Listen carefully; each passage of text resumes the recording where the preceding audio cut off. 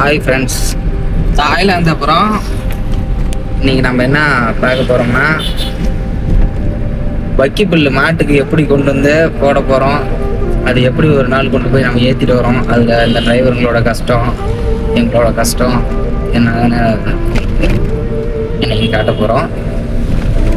கண்டிப்பாக பார்த்துட்டு இனிமேல் டெய்லியும் வீடியோ வரும் ஃப்ரெண்ட்ஸ்.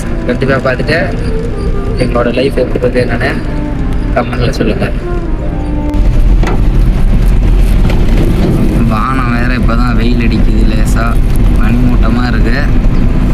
போய் பார்ப்போம் புல் எப்படி இருக்குது, ஈரமாக இருக்கா இல்லை எப்படி இருக்குன்னு போய் பார்ப்போம்.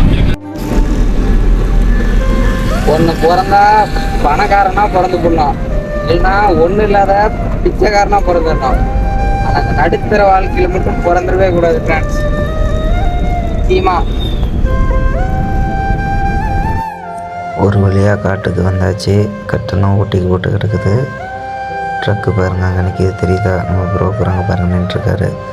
இதாங்க நெல் வயல், இப்படி தான் இருக்கும். அறுத்து புல்லு அந்தாண்ட வயலில் ஓட்டி போட்டிருக்க கட்டெல்லாம் நம்ம வண்டிக்கு தான். வாங்க பார்க்கலாம்.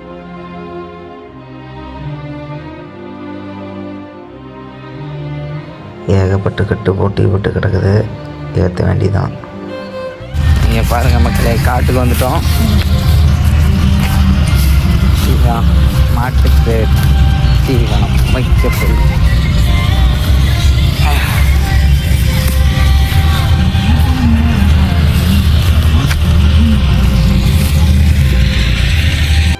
வைக்கப்புல் எப்படி ஒட்டி இந்த ரவுண்டாக வெளியே வருதுன்னு பாருங்கள் ஃப்ரெண்ட்ஸ். அப்படியே ட்ரக்கு போயிட்டுருக்கோம்.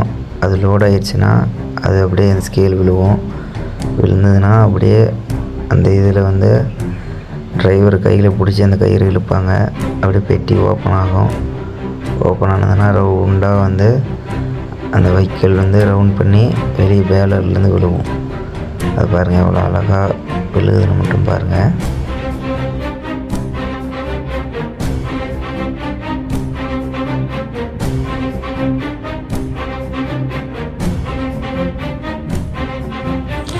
லோடு ஏற்ற ஆரம்பித்தாச்சு. லோடு ஏற்றிட்டு வெளியே வரும்போது வண்டி சேத்துல மாட்டிக்கிச்சு ஃப்ரெண்ட்ஸ். அதை கட்டி வெளியே இருக்கணும். என்னடா வாழ்க்கை, மயிறு வாழ்க்கை. எல்லோரும் சொல்லுவாங்க, உனக்கு என்னப்பா ஈஸியாக இருக்க, சந்தோஷமாக இருக்குன்னு. இதுதான் எங்கள் தலையெழுத்து. ஒரு வழியாக பிள்ளை ஏற்றிக்கிட்டு கிளம்பியாச்சு. பாய் ஃப்ரெண்ட்ஸ், அடுத்த வீடியோவில் நாளைக்கு பார்க்கலாம். பாய்.